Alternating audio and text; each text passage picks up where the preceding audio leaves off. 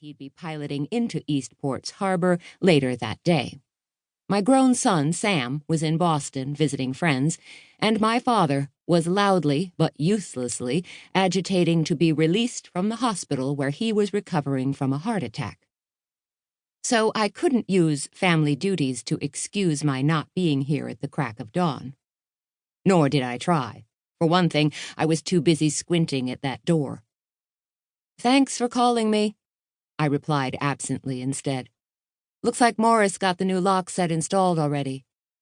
Morris Whitcomb was Eastport's jack-of-all-trades, the man you called if you needed your porch light replaced, your sink drain unclogged, or your fishing boat's old sputtery wiring transformed from a rat's nest of fuses and tattered electrician's tape into a neatly labeled model of 12-volt order. Morris had said he had a lock set he thought would work, and he'd go to Wadsworth hardware store when it opened and have an extra key made for me, too. Which he'd done.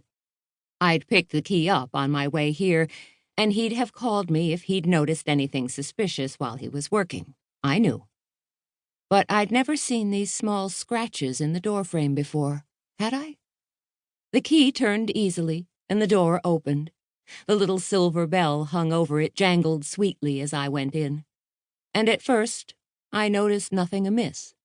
The shop's interior had exposed red brick walls, a pressed tin ceiling featuring two very lovely old wooden-paddled ceiling fans, and a black and white tiled floor. The single bakery display case, glass-fronted and white enameled, was all we had room for, but we only sold what we'd baked ourselves, so we didn't need more. 3 additional cafe tables crowded the opposite wall. The cash register, now open and empty, the way we always left it, sat on a counter to one side of the display case. And behind that, a door led back to the kitchen. Which was where I hit trouble.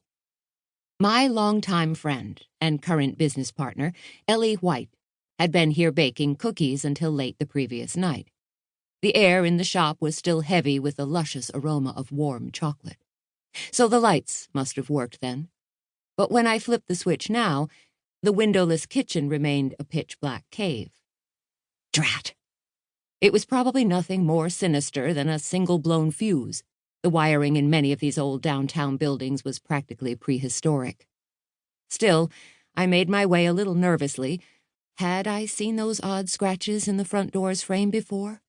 Through the sweet-smelling darkness to the kitchen cooler. There, with the aid of the small flashlight on my key ring, I removed the trays of fresh baked goods that Ellie had placed in the cooler the previous night. During the ill-lit transfer, I only tripped once over something on the floor that I didn't bother stopping to identify. Then, after switching on the front of the shop lights, they all worked fine, and so did the ceiling fans, strengthening my blown kitchen fuse theory, and readying the cash register and the electronic credit card swiper for the start of business, I began setting out our offerings for the day. These consisted of chocolate pistachio brownies, cranberry nut chocolate chip cookies, and the pièce de résistance, dark chocolate fudge. Arranged on old blueware plates lined with white paper doilies, the fudge looked so tempting that I nearly grabbed a piece and devoured it myself. But I'd already had a cookie. All right, 2. So I went back outside to watch for Ellie instead. Because the thing was, I didn't want to visit the dark cellar alone. I'd never been down there before. It wasn't included in the shop space we were renting. So I didn't even know for sure where the fuse box was located.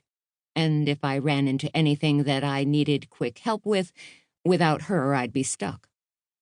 But Ellie's arrival wouldn't only clear the way to my fixing that blown fuse. It would also signal the start of our biggest baking day yet. Since our opening a month earlier, we had fabulous success with a small varied menu, chocolate ladyfingers and fresh eclairs one day, whoopie pies and chocolate biscotti the next.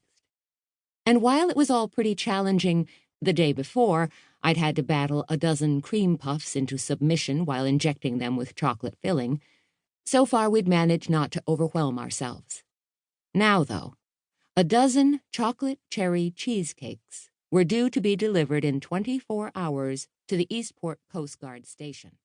Para seguir escuchando este audiolibro gratuitamente, haz clic en el enlace de la descripción y podrás escucharlo completo sin coste gracias a la prueba de 30 días de Audible.